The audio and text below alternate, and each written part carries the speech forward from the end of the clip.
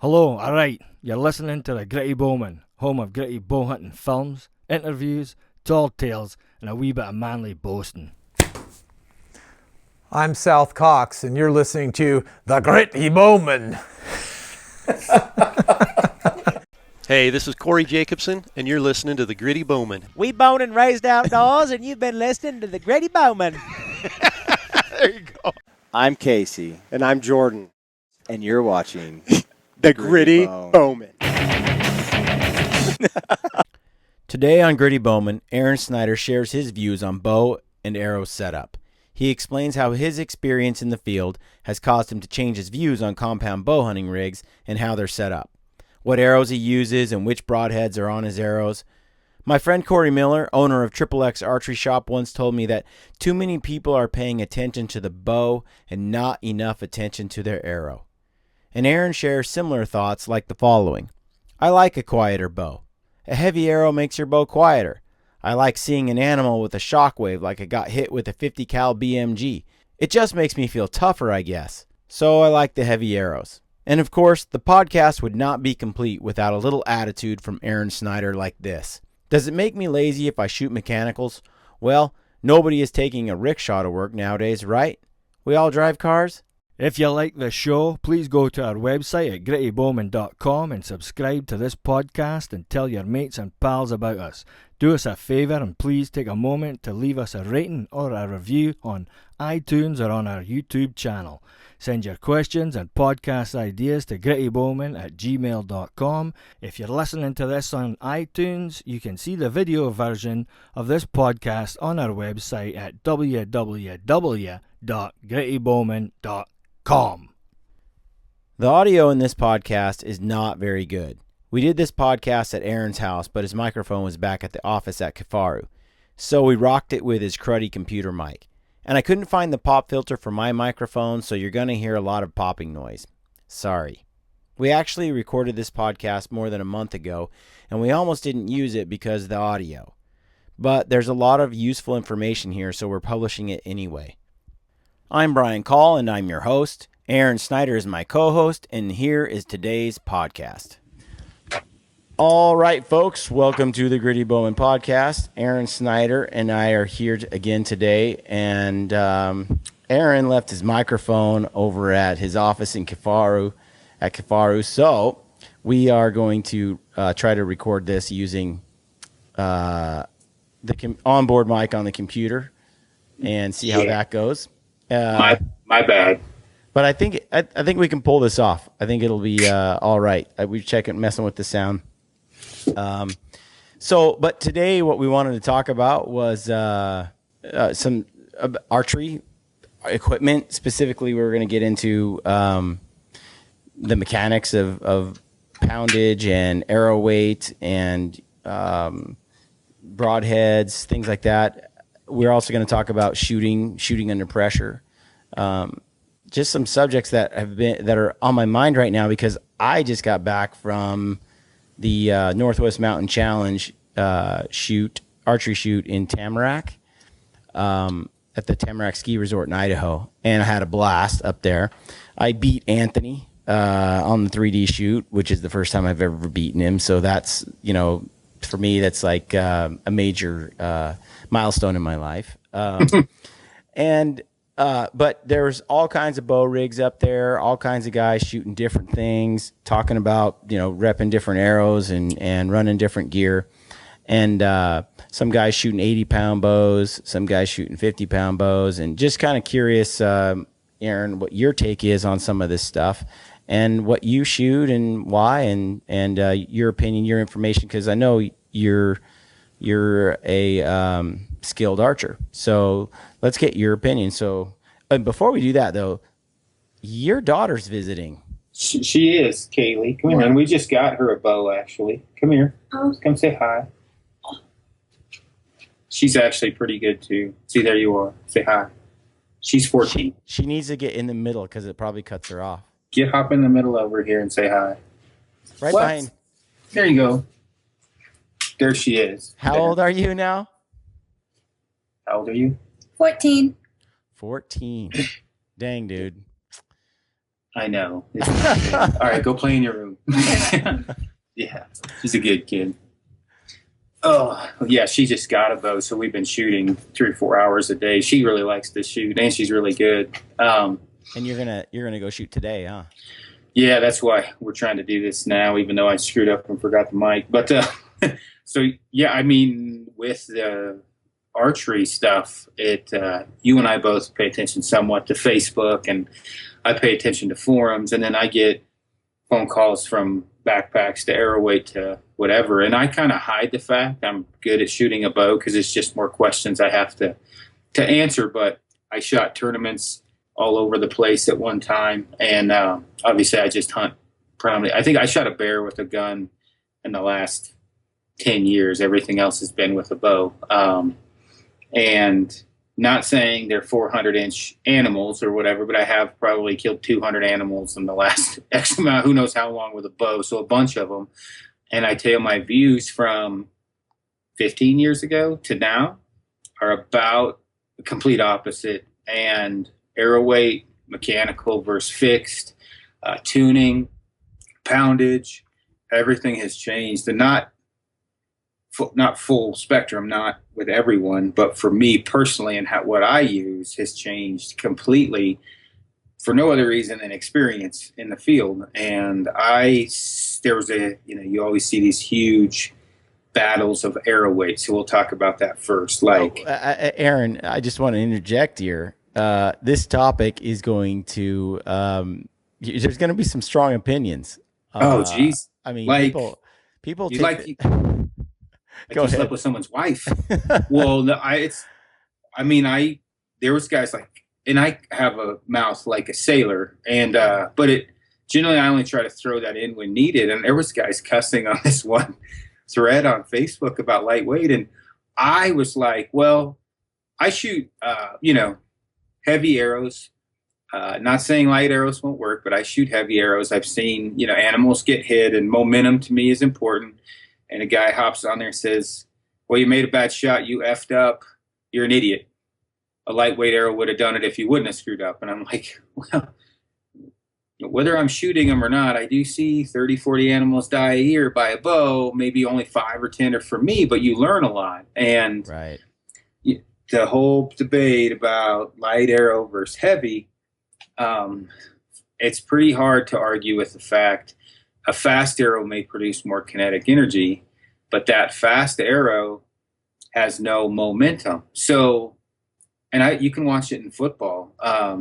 A little guy running really fast that runs into a really big guy running kind of slow, the little guy is going to hit the ground because the big guy's got a lot of momentum, and that little guy doesn't have momentum. So, as the arrow is flying to the target, it does something like this when it hits the animal, and then it falls out of it with no momentum. Right. When you have that momentum with a heavy arrow, the energy is not basically shooting out the back of it; it's helping it carry it forward. Plus, a heavier arrow will help buck the wind a little bit. A heavier point weight will help buck the wind.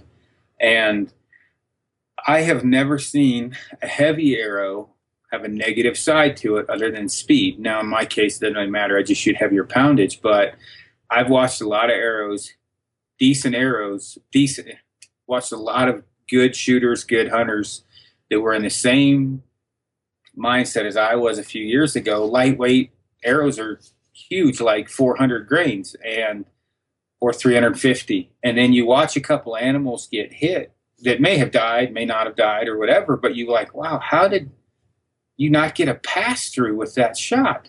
Well, it's a light arrow. Now, I understand the school of thought. If a guy's killed 30 animals with a light arrow, then I'm sure proud of you, and Ringo's proud of you, and that's great. But I am just giving you my opinion that I like heavier arrows.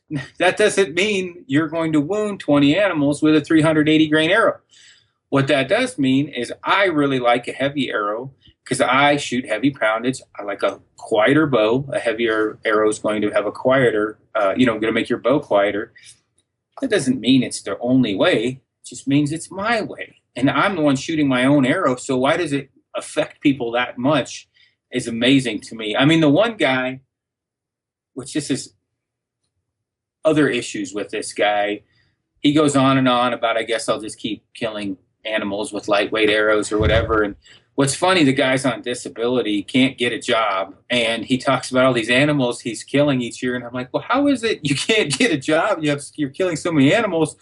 And then you're on there telling me how, and others, how stupid we are for shooting heavy arrows. And it's like, it's just an opinion, man. I don't hate you for shooting light arrows. I'm just saying I like heavier ones. Oh, so absolutely. You know, shooting, you get into these topics on different, even with rifles, guns, bullets, loads, bows, releases. I mean, it doesn't matter. You get into some of this stuff, and there are some passionate opinions on it. Although I don't know how much of it is based on any level of, actual experience. Maybe it's something they read somewhere, or something that or it has worked for them. They've been using it and it's working. You mean like when I go to Sportsman's and the kid's telling me to shoot a 380 grain arrow, and then 30 minutes into the conversation, I'm like, how many animals have you shot? Oh, I haven't shot any. And I'm like, well, how do you know? Yeah. And my personal opinion is there's a happy medium to everything. If you can shoot around 280 feet per second with your setup, that's 265 to 280 is like a happy medium. I'm not a speed freak like I used to be. I was just like speed, like as bad as anyone. And now, I don't know, that one elite I was shooting was 265 feet a second, and I would have chose that bow over the faster one because I could shoot it better. It just felt comfortable in my hand. Yeah. But right now, and I'm sure I've tried 9 different bows in the last 4 months, to a point where it's been kind of fun tuning different ones and everything else. And the one thing I will say is I've been testing different arrows. Every bow that shoots over a 500 grain arrow at 75 to 80 pounds, actually with even 70-pound bows, we've tested them all. The heavier arrow is lighter and it groups better, and the fixed blade broadheads tune easier. And that's with me or my buddies. We screw around with bows just like we do packs. So, and I've had a chance to shoot a bunch of them. I don't ever see a downside to a little bit heavier arrow. Now, when I say heavy, I don't mean 700 grain shooting rhinos in Africa. I'm talking about not the bare minimum 5 grains per pound.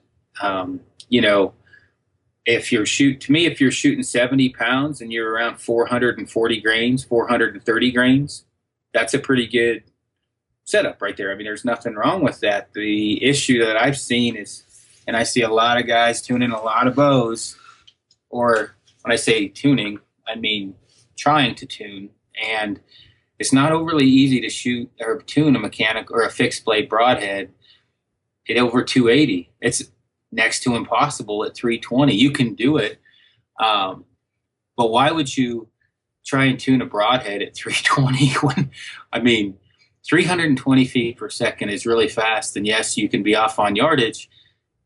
I hear this and I'm like, I hunt with a lot of people and I hunt a lot myself. I don't know too many guys that aren't ranging the animal before they shoot it. I'm a rangefinder baby. I can honestly say, I can't remember one guy with an animal that was out there at a decent distance that just started flinging. Most everybody ranges the animal, and then that kind of takes speed to a certain point out of the equation. Right. Beyond, let's say, around 40 yards, a margin of error, you'll still hit a poor guess, maybe by 5 yards plus or minus. You're still going to hit the kill zone on an animal.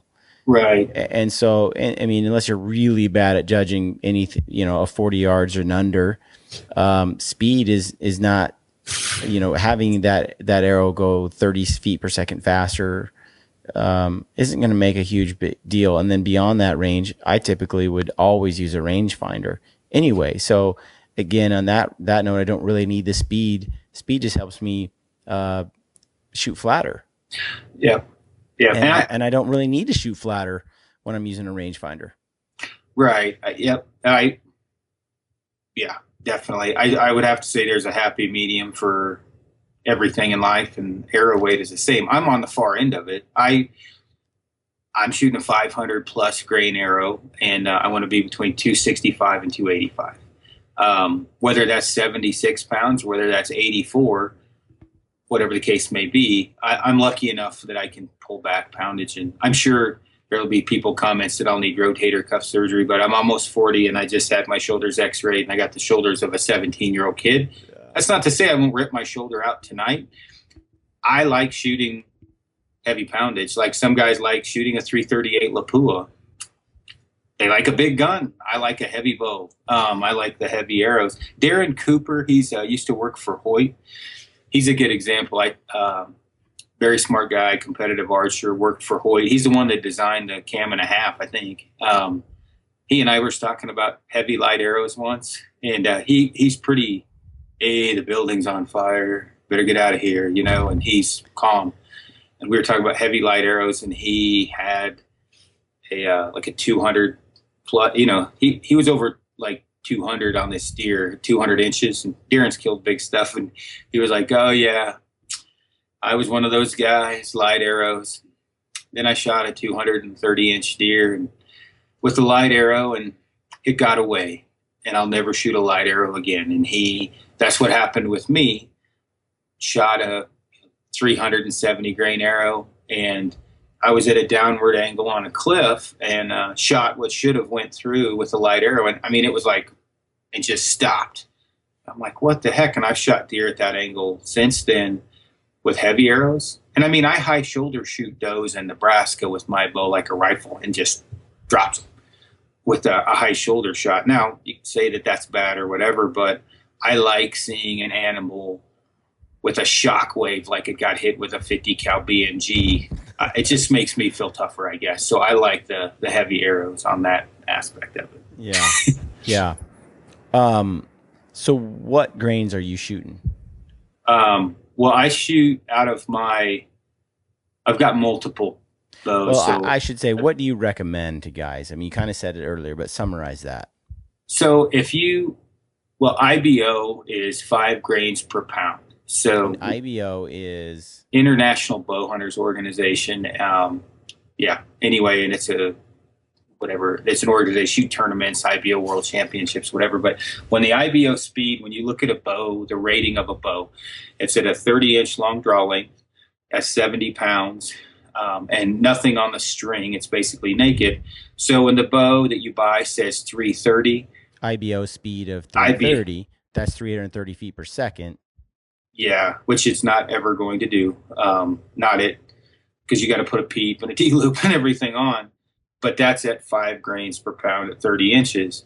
For me, I try to get that. And just to back up, so for guys that don't know, having everyone use the same variables for calculating speed means you can start comparing apples to apples between bows. So when you look at the IBO speed of one bow compared to another, then you can everyone's playing by the same rules. When they say my bow shoots, my bow's listed IBO is 330 feet per second, this one is 300 feet per second, everyone can be on the same page as far as how they're judging the speed of each given bow. Yep, exactly. And when I started shooting, like 300 was pretty fast. I mean, that was like the screaming bow. I mean, the Hoyt Viper and the PSC Carrera were like the screamers, 6-inch brace height, wrist slapping bows. There was no string stoppers back then, hadn't been invented yet. Overdraws were just getting out of the cool stage, and gold, platinum premier RS little 2-prong jobbies. And anyway, things have come a long way. Aaron, you're dating your age right there. Oh, it's bad. I mean, I started shooting before then, but that's when I really got going into shooting. It's my first really, really good bow that I knew what I was doing was a Hoyt. Was it a Redline? Yeah, I think it had a Redline cam striker, a Hoyt striker and a striker 2 with the Redline cams, and the Viper had the Redline cams, and I had a Toxonic sight which weighed like 75 pounds. I mean, it was a heavy adjustable sight with a scope. And anyway, And, back then, like, you shoot one of those bows now, you're like, oh, Yeah. man, that thing's got a lot of hand shot Your work. whole arm rattles. Yeah. Yeah. Yeah. And this was before, like, the day parallel limbs came out. There was a lot of yellow bow presses going in the garbage because you can't, with the bow press I had, you can't press a parallel limb bow. So, I mean, there was probably some serious damage done at pro shops with guys trying to make their press work. But when I started shooting, the Matthews was just getting going. Like, they had just gotten into business, and Matthews was like what's it, Expedition Archery, smaller startup company, and there's been tons since then.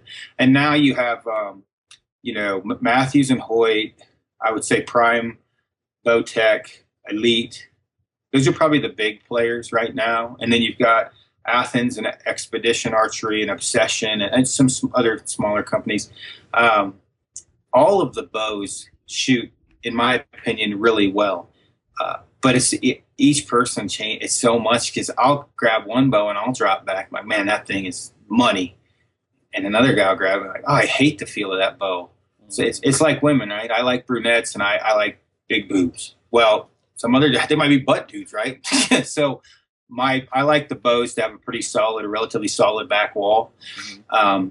I like to have on my hunting bows a little bit of a valley in comparison to my target bows. There's a little valley there, but I like lower holding weight or higher holding weight. I set my bows up a little bit shorter draw lengths rather than longer. So, because I shoot a back tension and hinge release, we'll go into that stuff later. But arrows are just like bows. You're going to have your own special flavor, 4 fletch, 3 fletch, 150 grains up front, 75 grains up front. I would say, without getting into some giant pissing match of who's got the biggest wee-wee, shoot what you're most comfortable with that gives you the best happy medium for speed, for kinetic energy, for momentum, the whole 9 yards, and not like backpacks, not go in and say, what's the lightest? Don't go in and try to get the fastest bow you can get. God forbid you get the bow you shoot the best. Like, if you go in with your motive of fighting the fastest bow possible, it's probably also the hardest to shoot.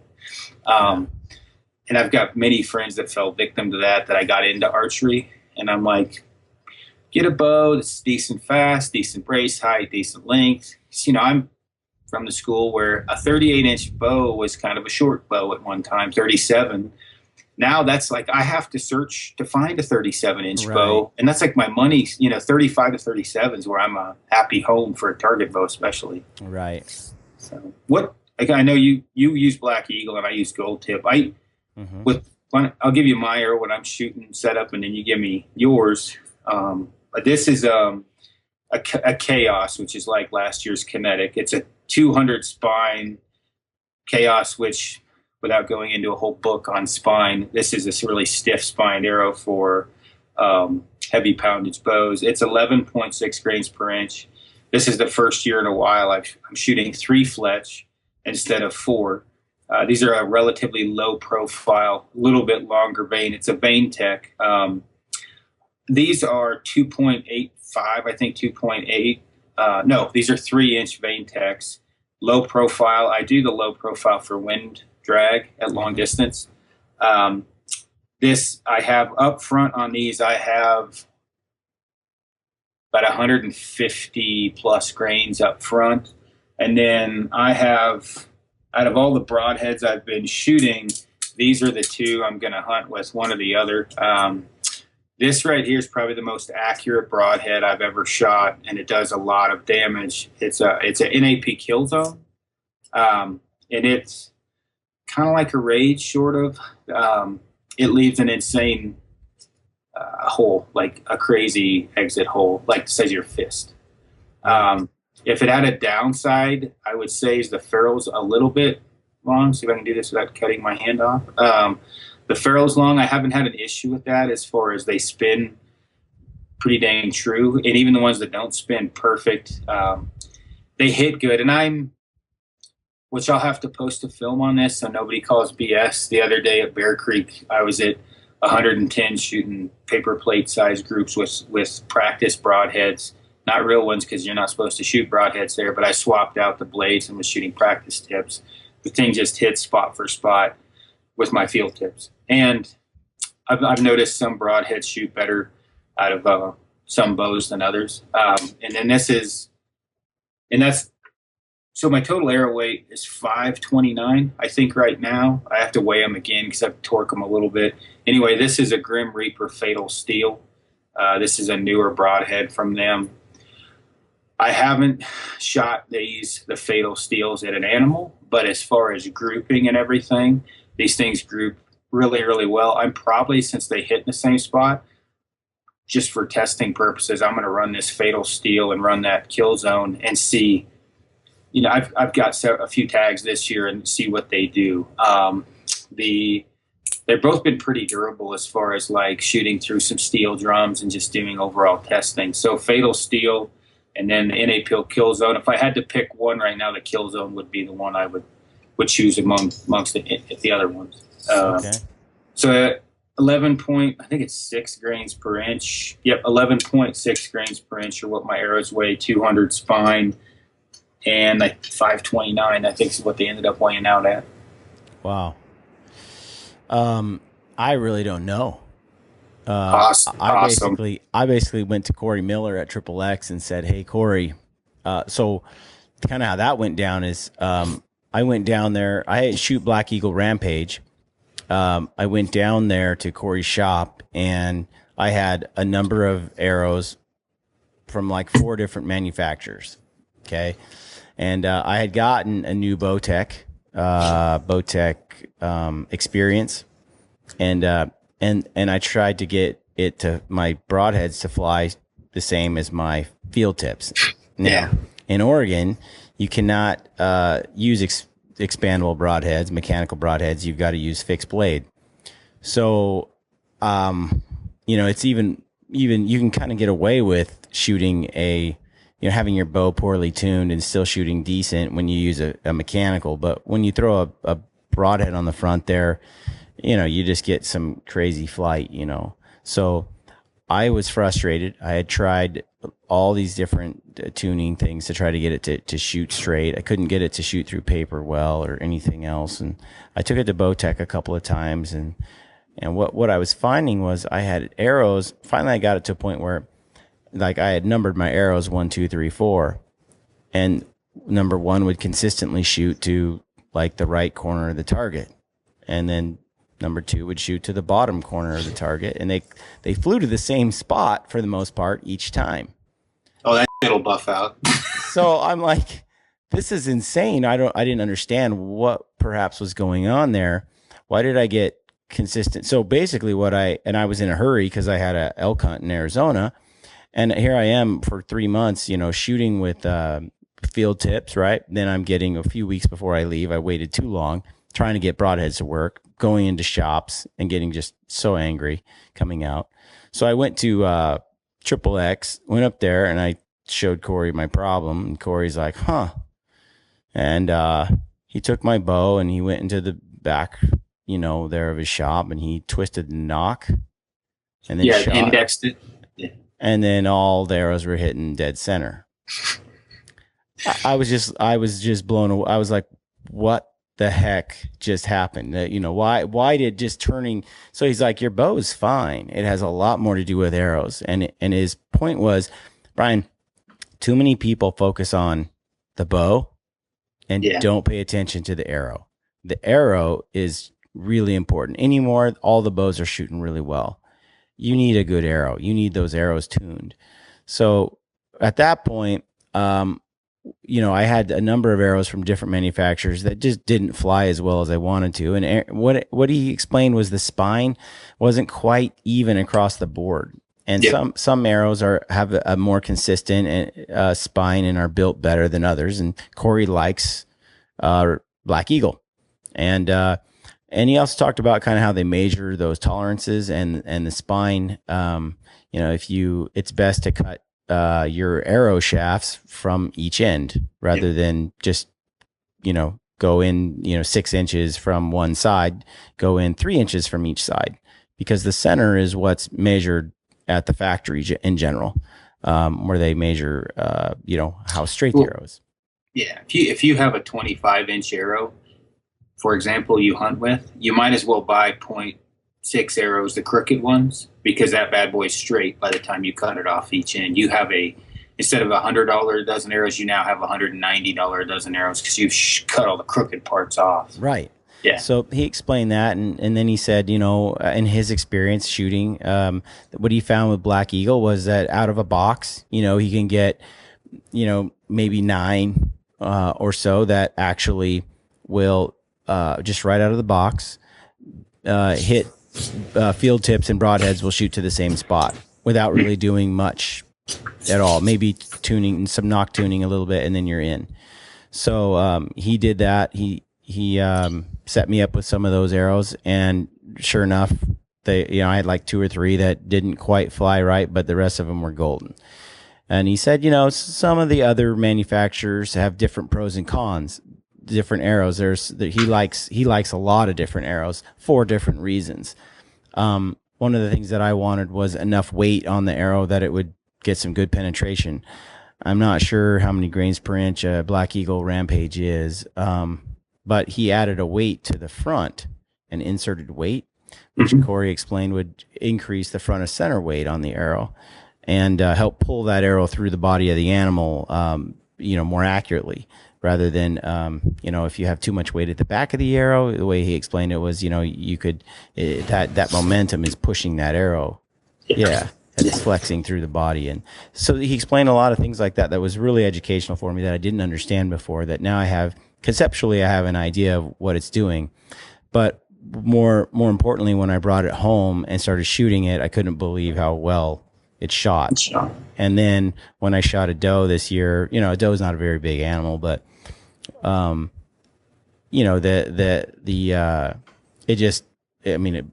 shot a number of animals with my bow at the distance I was shooting, and I just didn't get the same blow through like I got with this. It was pretty cool. So I like how they're shooting. The weight of the arrow is definitely, the front of center weight is completely different than any arrow I've ever shot. So the weighted insert, I don't know if it's brass or nickel or something. I'm not sure. Brass, probably. Yeah. So it's awesome. I love it. Yeah. And so he kind of figured out, he has some, mine's the weighted insert silver. Yeah. And some of them are like brass colored, like, I don't know. He had different weights for different bows. So it's for different arrows, for different guys setups. But I kind of went in and trusted Corey to help me get that stuff figured out. Honestly, I don't have a lot of patience for that crap. I don't want to deal with all of that. I really wanted someone that just could really, really help me out here. I just want to go shoot and kill things. Well, and you're probably the general consumer, right? Most guys don't have a press and an arrow saw, and which I do. You look at somebody like Corey Jacobson. He and I recently had a conversation about bows, and I'm overly anal about my arrow flight and my broadhead flight, and the tune, and I shoot all my arrows bare shaft, not all of them, but for the most part, I shoot all my arrows with a bare shaft through paper, confirm the spine is correct, and index, well, you said knock tuning, index the arrows. But one thing I don't have time for is if I come out on a hot day and my bow's different than it is on a cold day, or to put a twist and a half in this yoke and do this, or that will start to bug me where, I want my bow to be able to take some abuse and still hit in the same spot. And as you know, I've been shooting 19 different bows or whatever, a bunch of them. But I think, like, not to get overanalyze tuning, but for me, fixed blade or mechanical, and fixed blades, what broadhead are you shooting? I shoot a Slick Trick fixed blade. And I would say Slick Tricks and Shuttle Tees are the two that I've found are the best. Or whatever, the Trophy Taker fixed blade. I think there's a Black Ops and I don't know. And the Slick Tricks are crazy deadly. A bunch of my buddies shoot those. So 100 grain or 125? 100 grain. Okay. Gotcha. So I could have a smaller insert or a bigger one depending on whether I shot 125 or 100. Right. And I shoot 125s just because I load up the front of my, I never am like, oh, I better take out 25 grains. Usually I'm trying to scratch for as much weight as I can get. Mostly it's momentum for me, also longer distance. It bucks the wind a little bit better. Yes. Which is one thing I noticed this weekend as I was shooting at this pure elevation course. Yeah. They set up some targets that were just their distance. I mean, they're out there. They're long shots. And as I'm taking these shots, these targets are at the bottom of some little slot canyons, and the wind is blowing hard, just gusting through the bottom of this slot, right where the target is. Yeah. And you shoot your arrow down there, and it blows it over 6 to 12 inches to the right, as you shoot. And everybody who shot, there's like 10 of us at this one target. Everybody grouped about 12 inches to the right of the kill area. Yeah. And I don't know how heavy each guy's setup is, but absolutely, the guys with the lighter arrows were flying further to the right than the guys with the heavier arrows. Yeah. And I mean, some of it has to do the circumference, like my target arrows, which is an X cutter. It's a big round one. That'll get a little bit more wind drift, but I also, on my 3D arrows, I've got like 150, right? Yeah, 150 grains up front on a 3D arrow, which is not the standard school of thought. I used to shoot 50 grain hot points on 2312 super switch. This is like when aluminums were in before carbons. Yeah. There was no fat carbon. So, but I shoot 150 grains up front on an X cutter, and, big fat shaft, 7.6 grains per inch. And I shoot 65% let off, pretty high holding weight, which we can go into that later. But the point being is, when I set my bow up, if it was just for 3Ds, the front of center isn't as big of a deal to me, because long distance, you're not bucking the wind as much. But I like to be able to shoot groups like this at 100 yards at any wind, not any wind, with a relatively 5 mile an hour wind's a pretty high wind. That point weight helps a little bit. And for me, it's always felt like a little bit more forgiving bow, rather than shooting 50 grains up front, 6% front of center or something. So why does front of center matter? It's just about carrying how would I explain that? Because and I'll probably do a poor job of it, but the heavier point weight you have, it's where the arrow balances, out. If the heavier arrow you have, it basically helps carry the heavier point weight you have helps carry the arrow through the wind better. So if you have a really lightweight point, it's not really carrying or helping the travel. It's so light it can flex, or a lot of deflection. It's not carrying that momentum. And that's probably a really terrible. I should have Gillingham on here. Maybe we can do a podcast with him, but he'll confuse you. He's a good friend of mine, but you ask him a question, you may be more confused when you get off the phone. He makes fun of me a lot. I mean, he knows we've shot together, and he knows I can shoot, but I'll say something about, well, I need to add this to do something to the spine, and he'll be like, that has nothing to do with spine, Aaron. And he'll tell me why my thoughts are flawed. But heavier point weight is better. It'll help carry it through the wind.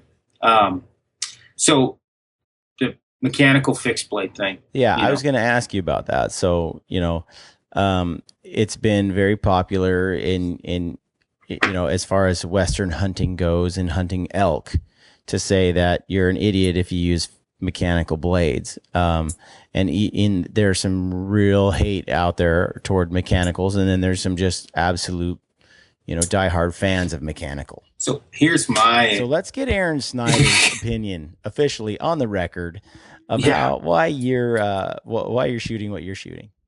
Well, one, because I'm shooting right now 84 pounds with, I could put a piece of obsidian on there. I'm probably going through it, but for the schools of thought, and I don't really have like a major opinion one way or another. Like, I'm going to shoot mechanicals this year for a couple different reasons, which I'll go into. But the thing that I have seen is it's really easy for a guy online to say, learn to tune your bow, you idiot.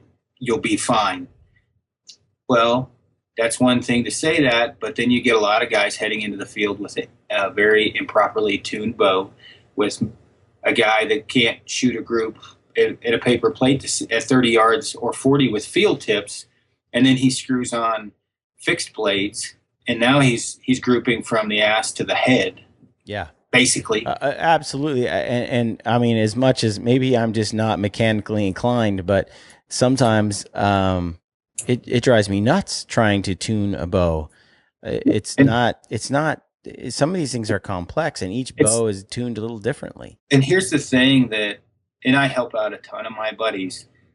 Just because I tune your bow with mechanical or with fixed blades or whatever, everything is multiplied once you screw a big sharp object on the front of that. So if you're punching the shit out of the trigger like a jiu-jitsu chop, right? You're like, whoosh, and you're gripping the bow, torquing the bow. You're off camera, like angled shooting, left leg high, right leg low, awkward pressure on the grip. All that's multiplied and transferred into that arrow once that bow's released. Meaning, I don't care how good of a shot you are, in certain situations, your fixed blade broadhead is not going to hit the same where a mechanical will. Now, for me, I've shot. Absolutely. I mean, all those variables play into it. Heavy winds is just.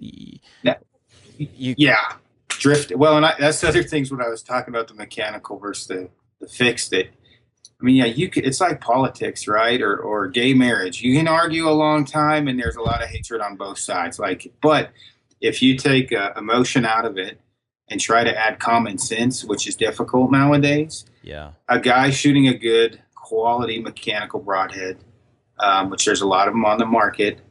If he has the choice between the best fixed blade in the world with an improperly tuned bow that's hitting all over the place, or a improperly tuned bow shooting a mechanical that's still going to hit pretty close to his field tips, I would rather he's got a better chance of killing the animal than he does with maybe an improperly tuned fixed blade. Because guys miss targets at 20 yards tuning broadheads. I mean, literally, and a lot of guys, as horrible as it is, a lot of guys will screw on broadheads and just head on out there and not even shoot them. Mechanical, you can get away with a little bit of that. And does it make you lazy? I'm certainly not lazy. I shoot my bow more than anyone I know, and I'm shooting mechanicals. Does it make the industry lazier as a whole? Well, nobody's taking a rickshaw to work nowadays, right? We all drive cars. Right. I'm not saying it's the best thing in the world to do, but mechanical broadheads do not bother me in the right situations. And that's a certain amount of poundage and momentum, kinetic energy. And quite frankly, some guys just aren't smart enough to tune a bow. Nothing wrong with that. Sometimes those guys should probably shoot mechanicals because they might actually kill something rather than shoot it in the hoof. Yeah. That's how it is. Well, I mean, that's life. And there's pros and cons to both, right? I mean, if you use a fixed blade, there's lots of pros to using that. If you use a mechanical, there's lots of pros to using that, but they both have their downsides. To me, it's not like it's black and white where one is clearly above and like it's a no-brainer choice. It's really not like that.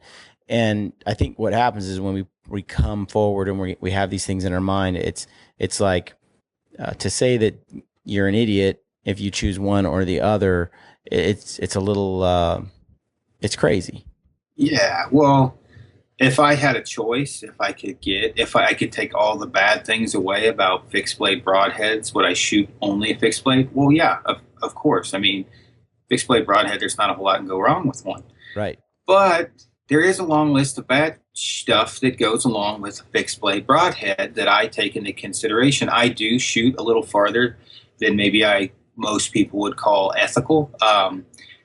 Mechanical broadheads fly a little bit better at longer distance, drifting and everything else. And then can a mechanical fail? The biggest downside to mechanical is, will it fail? Will it open? Things like that. And I have had one mechanical broadhead not open on an animal, which was partly because I jerry-rigged it up myself from shooting high poundage, and I had a double spring in it. It doesn't matter. But for the most part, I have shot, we're going over, let's say, the last 20 animals that I have shot out of memory. Actually, we're not jump around, Whack-'em broadheads. whack-em exits. I have gotten whack-em exits to do some pretty miraculous thing at long distance. Those things hit spot for spot. That's probably the most accurate broadhead fixed blade I've ever seen. Now, having said that, as far as the fixed mechanical, if we were hunting and you're at 70, let's say 70 is unethical for some people. Let's say 57 yards, you've got a deer, and it's standing broadside, doesn't know you're there, and you're covered in trees, right? No wind is affecting you. And that deer is right behind a rock outcropping, standing, just got out of his bed. But then you have a 20-some mile an hour drift between you and the deer. A mechanical is going to win out. I mean, a mechanical will hit much closer to the point of aim, point of impact than a fixed blade will. Mm-hmm. Now, is there a 1 in a million chance your mechanical broadhead won't open? Yeah, there's always that chance. But I mean, my aunt could grow balls and become my uncle. There doesn't matter. It's not that big of a chance of it happening. And with today's, that probably should have left that one out. With today's technology, with mechanicals, I don't think it's an overly horrible thing to shoot one. But if you can get a fixed blade broadhead to shoot, then great, run it. Well, the one thing so Oregon, it's illegal to use a mechanical, and it's kind of frustrating for me because I'm out in some thick cover hunting blacktail deer. Now, a mechanical blade, I think it's fairly well established with all the whitetails going down all over the nation that a mechanical blade is very effective on a deer. In fact, most of the time when people get angry, it's in regards to shooting an elk with a mechanical. But yet it's still illegal in Oregon to use a mechanical. And what's frustrating is, you're out here in some country where it's neck deep or higher, thick jungle brush, and I shoot a blacktail and it bounces, 30 yards into the brush, and it's thick as dog's hair and not very much blood. It doesn't gush and spray blood anywhere, so there's no trail. And then it's raining. And so that animal's dead 50 yards from where you shot it. Yeah. But trying to find it is like a needle in a haystack. Yeah. Contrast that to my buddy who's hunting in Utah. Shoots his deer every year, his deer and elk with a mechanical broadhead. Those things gush blood all over the place and leave a spray painted trail to where the animal's laying down. Now, I mean, that sort of advantage here would be great in country that's this thick. I mean, it'd just be great. When I went to Alaska, I decided to bring a fixed blade or a mechanical because, Prince of Wales is thick, super thick. And bears don't bleed much either. They don't bleed, not at all. I tell everybody to shoot a giant mechanical for bears. Yep. Because they don't bleed. That hair sucks up the blood. But when you shoot them with a broadhead, you make a fist size hole. Literally, like I could put all four. It's like a sword went through the body is width of my hand. And what'd you shoot up there? I took with me the big Rage 2 something, the gold one. My buddy Ryan that I was with in the territories, he owns a huge guiding operation in Canada. Chris Brackett goes there every year. Uh-huh. Dude, he was like a poster child for Rage sweaters, Rage everything, and I don't like Rage personally. Yeah. Now they've changed a lot since I've tried them, but he's like, dude, I don't care what anybody says. We're pumping 40 bears a year out or more. You can't argue with that. Guys come up there with like G5 not strikers. What's the other one? The G5. I think the strikers. They're. Well, there's another one they have that's okay. It's a mechanical blade. Or a fixed. No, a fixed blade. Okay. And it's a fixed blade. Yep. And with a fixed blade, that's 7/8 cutting diameter. Compared to 1 3/4 to 2 inch, he's like, dude, numbers don't lie. And you get a 18-year-old kid shooting 48 to 55 pounds. They shoot a Rage hypodermic. It blows through that bear. We find it 30 yards later. And then you get the same kid with the same setup, shooting it with a whatever 7/8 cutting diameter broadhead, they don't bleed. He's like, it sucks. And so they recommend to everyone coming up to there to shoot rage or a large mechanical. Now, mountain goats, go ahead. It's the same principle with blacktails here. It's being able to they'll bleed. Okay, that's not the problem, but they won't bleed fast enough or enough compared to what I get. And this is even when I heart shoot a deer. You know, it might sprint 50 yards before it goes down, and for some reason it just doesn't bleed much. But if I could shoot with a mechanical, I have no doubt from what I've seen it would paint the forest red. Yeah, and I mean, if you shoot anything in the heart or the lungs, it's going to die. Right. I mean, that's not the debate, right? It's dead. Yeah. It's a matter of finding it. Well, and I mean, if I hit you with a piece of plywood or I hit you with a stick, the plywood is going to cover more surface area. Okay, right. Well, a broadhead going through that's 2 inches wide, it's going to do some damage. Now, we get to see a lot of different animals throughout the course of the year. I go on a lot of different hunts, die from multiple different setups, and I saw a goat get hit with a Grim Reaper, my buddy shot, and it looked like, and I don't have a soul, right? It was horrific. Like, I was like, because it was on this big flat slab of shale when he shot it, and it was like a book. I mean, I'm like, whoa, wow. And then another buddy of mine shot it with a, and I can't remember the name of it. It wasn't a striker, but it was a G5, and it killed it. And it got good penetration, but it didn't bleed. Thank God there was no trees around, right? Because it did roll a ways. I mean, it ran for a ways and it rolled a ways, and if it was in trees, like a death run or whatever, we would have found it, but it would have taken a little bit of time. And so it sounds like it's a sales pitch for mechanicals on here, which it's not for me, but yeah. I have, after shooting a bunch of different broadheads and helping a bunch of different guys out, a lot of times a mechanical broadhead, it may be a better choice for some people. Obviously, whatever's in the, within the legal limits of the law or whatever. Right.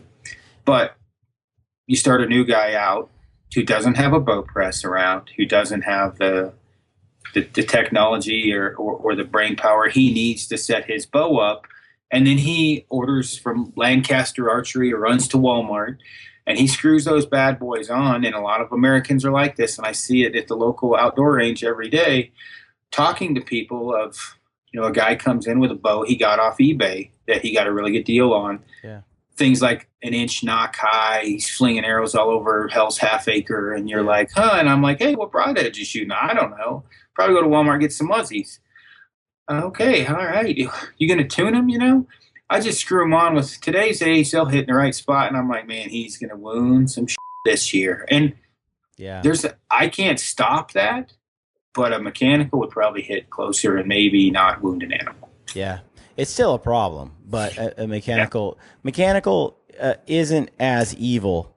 In fact, it's pretty darn nice with today's technology to be able to use that at our advantage. So I mean, dude, that thing's a huge cutting diameter. I know. When I shot my bear in Alaska with a rifle, okay, this bear, these bears, they don't bleed. My experience has been, I've seen so in Alaska, I've seen 6 bears shot in Prince of Wales.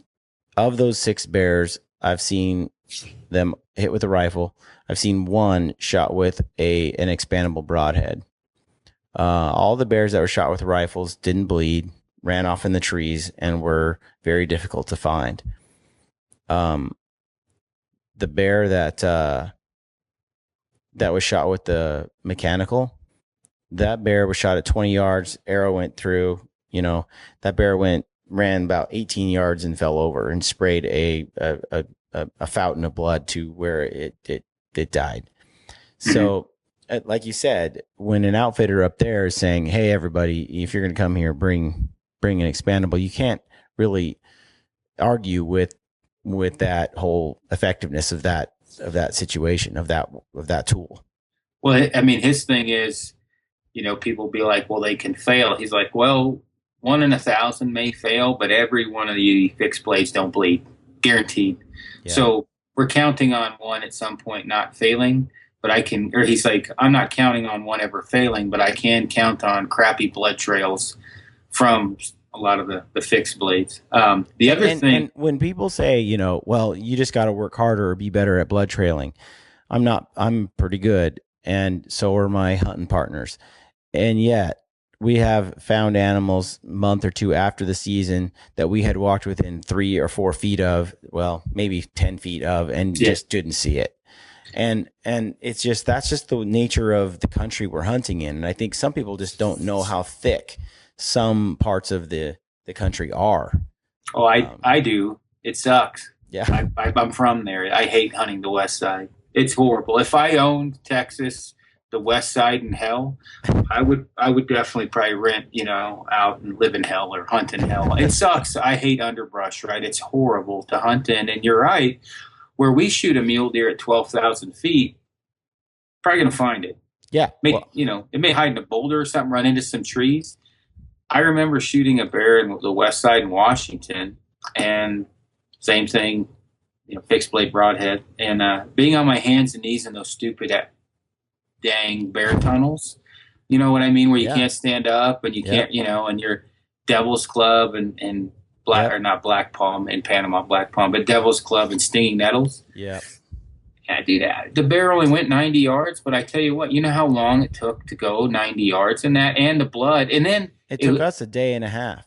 It's dark in those tunnels, and they poop red because of the berries. So then you don't know if, like, did this bear poop blood? Is this blood? Is this berries? What the hell is it? You're trying to on your hands and knees. Yeah. So, and I've shot a ton of different bears with fixed and mechanicals, and yeah, I mean, a mechanical is better. I mean, the other thing that we didn't touch on that is a huge, and I tell everyone to test this. If you shoot, your field tips at 60 yards. Let's say you go to your maximum effective range, what you're comfortable with hunting. You shoot a couple flicks blades and you hit, and then you shoot a couple mechanicals and they're on, and then your fixed blades are on. So all the arrows are hitting point of aim, point of impact. And then now all of a sudden you put your feet in an off camber, like in an angle, and then you have to lift one leg, and then you're probably going to be twisted a little bit trying to look through the peep like a mule deer shot. Shoot all those arrows again, field tip and mechanical are going to hit in the same spot. You put a lot of, torque in your grip. That affects the, I guess you'd say, oscillation, or how, the arrow comes out of the bow, which definitely affects the way that fixed blade broadhead flies. And I've seen a lot of guys, shooting, not even off camber or whatever, punching the piss out of the trigger, or now that they know they're shooting a fixed blade, they're bearing down on the string, they're gripping it, they're trying to muscle in that pin to get a good shot out of that fixed blade, and everything goes to hell in a handbasket, and they get frustrated. And then, anyway, so there's some downsides to the mechanical or the fixed blades as far as tuning goes under pressure, or maybe it's tuned flat ground, perfect situation, but then hunting's not perfect, and it may not hit the same later. Well, dude, all I hear is you trying to justify shooting a mechanical broadhead. That's what'll come out like on my PMs on Facebook. That's right. Yeah. Well, and I do get some questions, now, and we did some videos recently of the different bows we've set up, what I've kind of ended up shooting and why. And the funny thing is if you say you shot 100 yards, no one believes you. But nobody gives you crap really about shooting 100 yards. But then you post a video of shooting 100 yards, they believe you. But now you're unethical. Well, sorry, you're going to have to bleep that one out. But for me, practicing long range is good. It makes you shoot better closer. There's no way around it. And every now and then you need a follow-up shot, and ethical range on a follow-up shot for me is out the window. If it's 120 yards, I'm going to stick it again if you need a follow-up shot. And I mean, honestly, there's a couple situations with buddies where it worked out to where, me firing a secondary shot at the animal as we were tracking it, was a little bit better situation than him, just from where I was to where he was. Legalities of how all that works or whatever, setting aside, just making sure the animal doesn't run off wounded. I mean, I can shoot a long ways away, and if I have the capabilities or we lose the animal, I'm probably going to stick it again just to make sure it dies. So, yeah, I agree. Once the animal's injured, you got to do the best you can to finish it off, and that means at times taking shots you normally wouldn't take. But at that point, hey, it's already been tagged. It's already suffering. It's probably going to die, but maybe not where you can recover it. So at that point, it's time to end the suffering as quick as possible. Take that shot, even if it's stretching your range and your capabilities. It's. I mean, what have you got to lose at that point? Yeah, for sure. Well, what are we looking like on time here? So we've got about 10 minutes. Let's talk about some of the other stuff on the bow that, we're running the sight and the arrow rest, and kind of go into that if that's cool. Well, do you want to talk about, making that shot when it counts, or do you want to cover that in a different podcast? I was just going to say, since it's running long, let's do that about some of the things we've seen as far as the angle compensation, the pressure creeping out of the bottom of your peep, what happens under pressure, and we'll cover that in like part 2. Okay. Is that cool? Yeah, sounds good. Okay. All right. So we can wrap this one up, and then we can continue on about we're into it about an hour. So we could wrap this up and cover some of those other aspects of the bow equipment. Yeah, no, that'll work. You mean wrap it up and talk about that real quick, or wrap it up and talk about it's up to you. It's up to you. Do you need to? Yeah, no, I don't need to go yet. Let's do it now. Okay.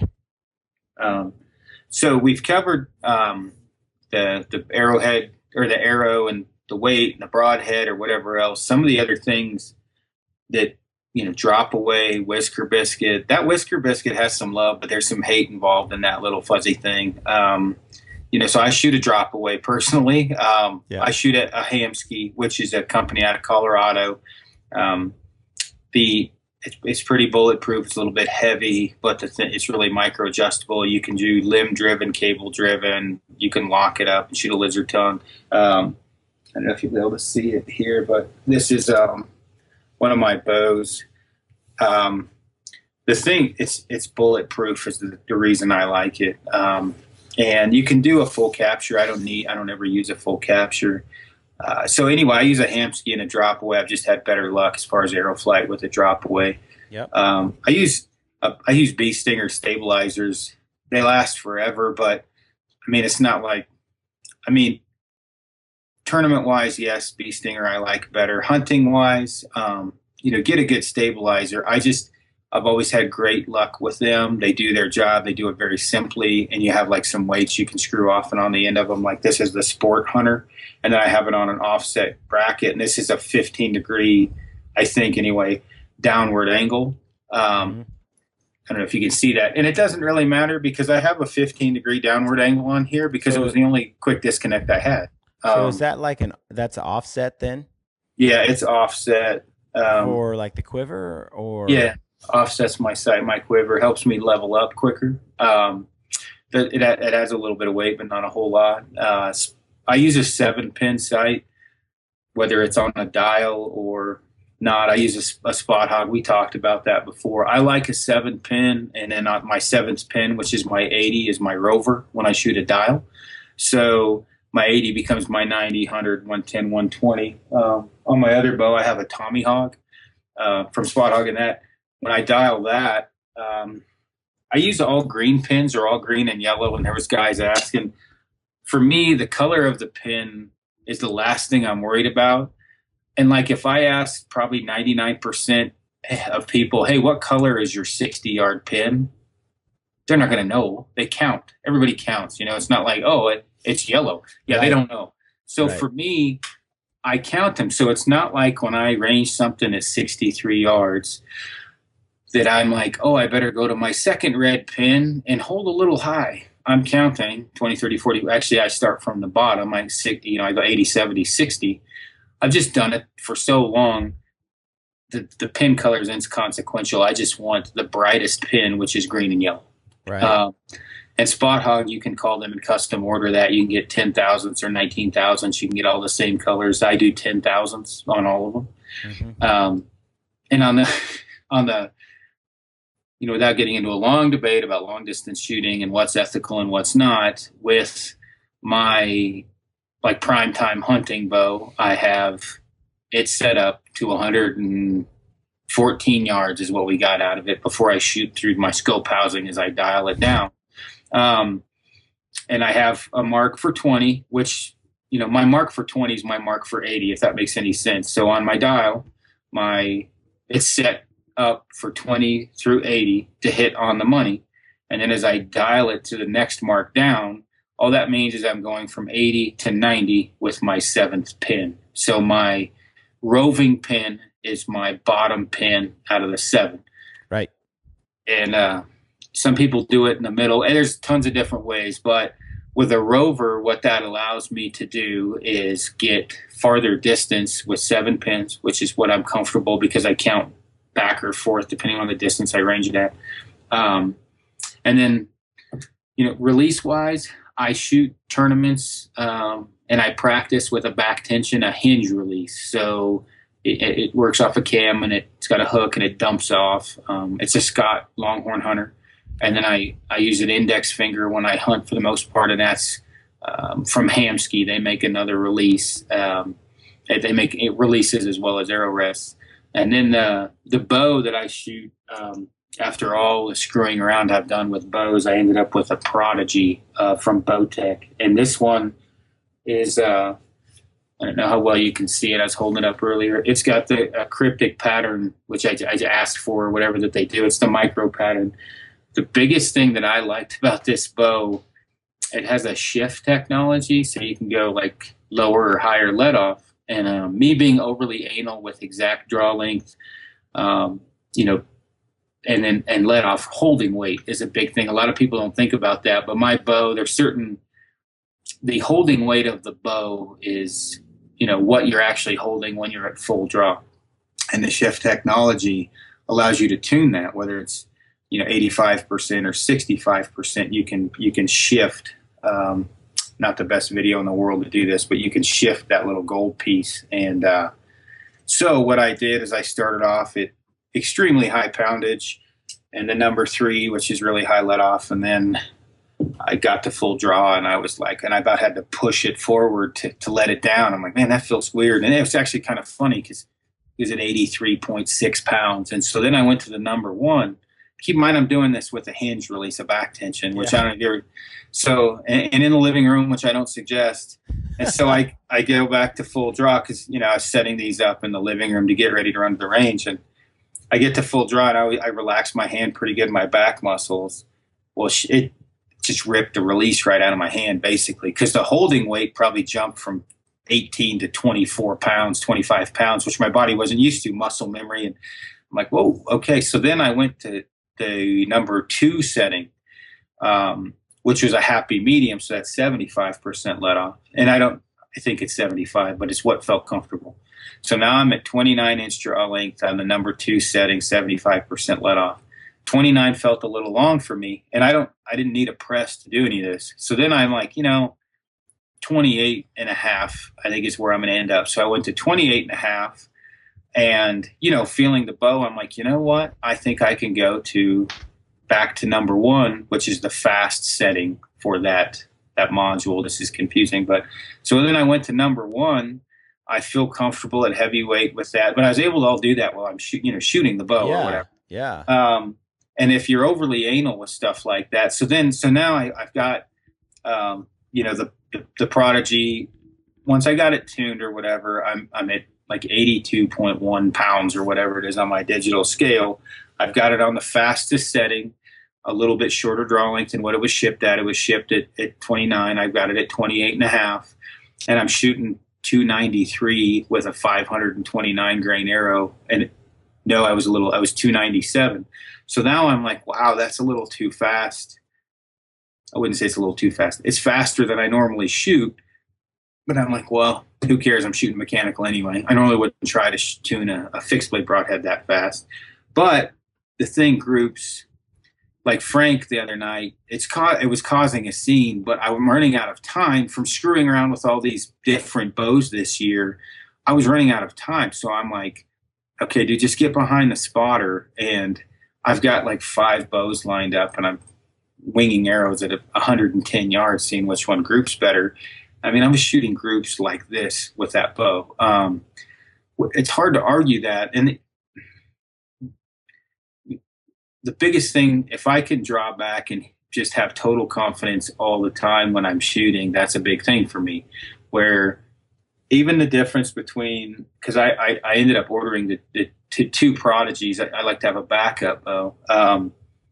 And even the camo one feels better than the black one. You can't get them identical, you know. Maybe it's in my mind because it makes me feel tougher. It's camo. Hell, I don't know. But I can grab that bow like cold bore, walk out to the range at 100 yards and throw out a Reinhardt 18-1 and drop arrows in there, fixed or mechanicals or field tips.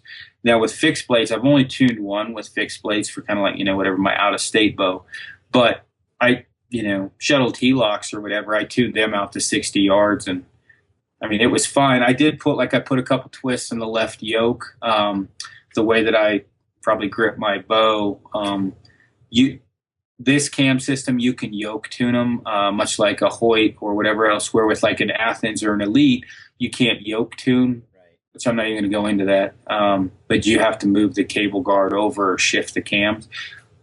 Being able to yoke tune is kind of handy because it gets your left and right tears out. So anyway, I know you're a big Bowtech guy. For a while with Bowtech, I didn't even touch a Bowtech. There wasn't really any Bowtech dealers around here. I just never tried them. And then talking to all you chuckleheads from Washington, you all shoot Bowtechs. Everybody does. And I ran over to a range, and I'm like, well, if I'm going to shoot whatever I want this year, I'm going to try them all, and I'm going to shoot whatever I want. So I tested a bunch of them out, and that one just felt the best for me, and I grouped the best with it. I think you shoot an Experience, right?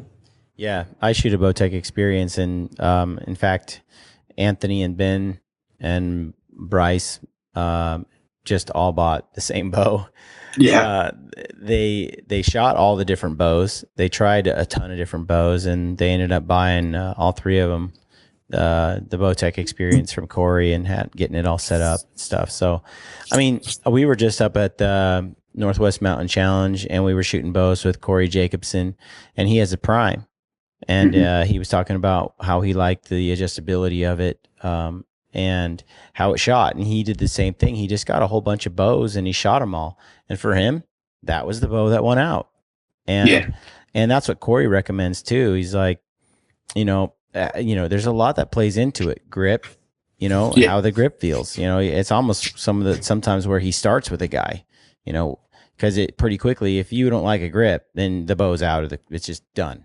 Move on. Things like that where I think it's cool that guys like you are willing to try all different bows and then pick a bow that you like and shoot it. I shot a whole bunch of bows before I bought my Experience, and it just happened to be the bow. I wasn't, I'm not sponsored by Bowtech. I don't have any affiliation with Bowtech. I've just been shooting them for over 10 years, and I like them. But well, I can tell you, Bowtech was the last bow I thought I would be shooting. I seriously I did not think I would end up shooting a Bowtech at all. I mean, I went through Hoyts, Elites, Primes, and Athens, and ended up with the Bowtech as the last one. And all those were great bows. I mean, they're all wonderful bows. It's just what I ended up with shooting, to a point my friends are like, Jesus, dude, how many bows did you shoot this year? I'm like, well, look, at least I'm testing them for you, Pecker Woods. I can at least tell you what you like or don't like or whatever. And so a lot of that shift technology, the power shift thing, I thought was kind of gimmicky. Yeah, until I'm on the line using it. Hey, this is handy because, the holding weight is a big thing for me. Well, man, Anthony considered getting the Prodigy instead of the Experience, but one of the things that we talked about, one of the reasons he didn't was it was most likely he wasn't going to do much of the adjustments with it, because I think it does take and Anthony does have he is a pretty good bow technician, unlike me, but still, it felt like paying for a feature he probably wouldn't use. Right. And my buddy talked about that. Like, are you going to use it? Well, I mean, for me, if I was owning a bow shop, that would be an amazing feature to have, because you bring a chicken, let's say, or a guy that's, I say chick, a female, and in the case of my daughter, she, I like this bow so much, I got her an Eva Shockey bow. Yeah. And, she's only shot a recurve at 25 pounds. Now, the kid's a natural archer. She's unbelievable. Well, she's like, first time she draws it on the number 3 setting, and there's a hump in it. It kind of rolls over. Well, she was like, that feels weird, Dad. And I'm like, oh, okay. So I went to the number, 1 setting, the performance setting.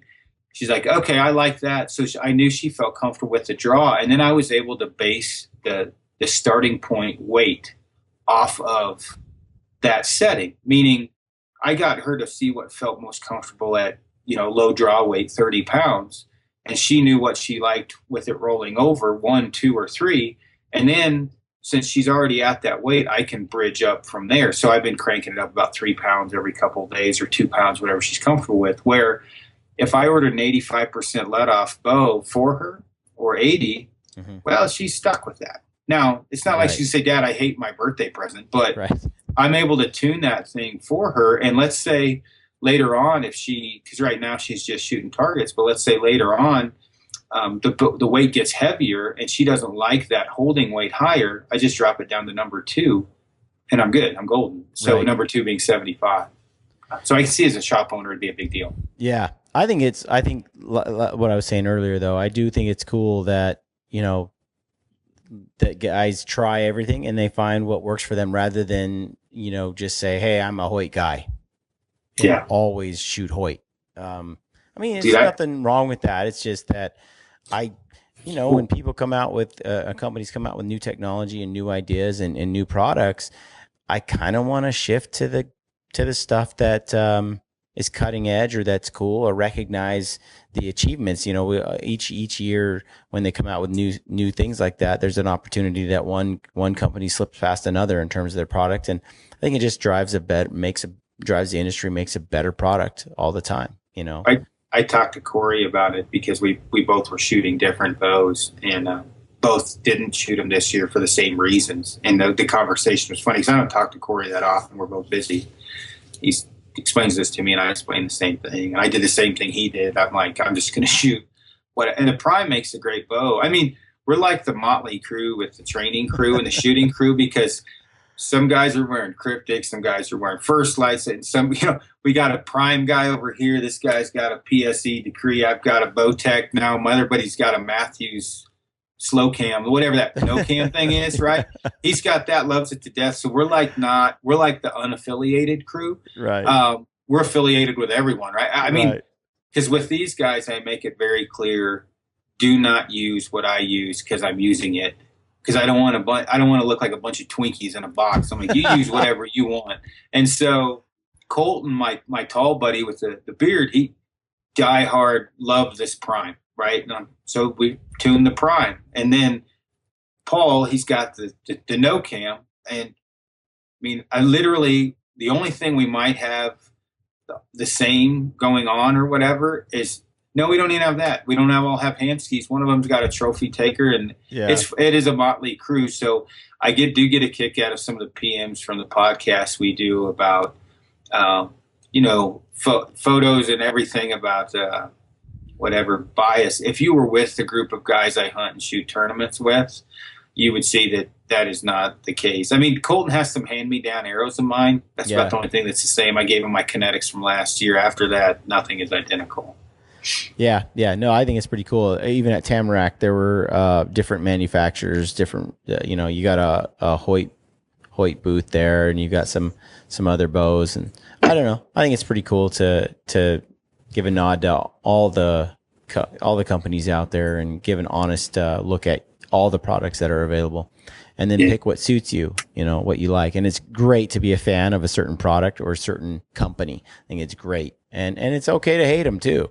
But, I what I like is just to see, guys giving everything a fair shake, giving it all a look, an honest look, I guess, rather than just an emotional, a bias or something. Yeah, which seems to be impossible nowadays. Yeah, it does.